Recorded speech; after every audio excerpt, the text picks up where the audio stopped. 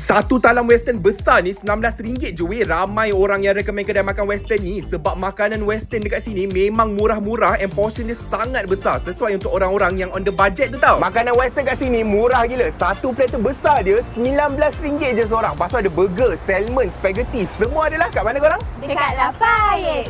Jom kita.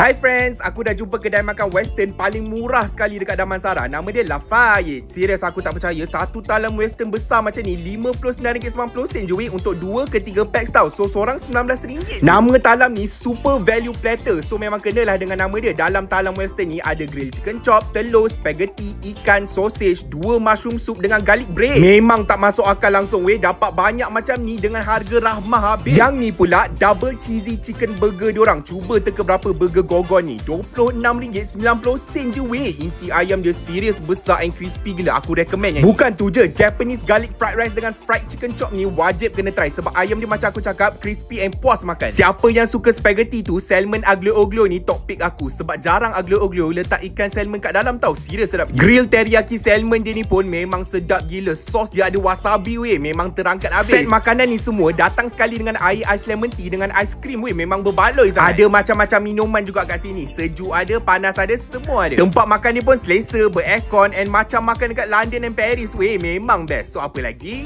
Jom kita makan.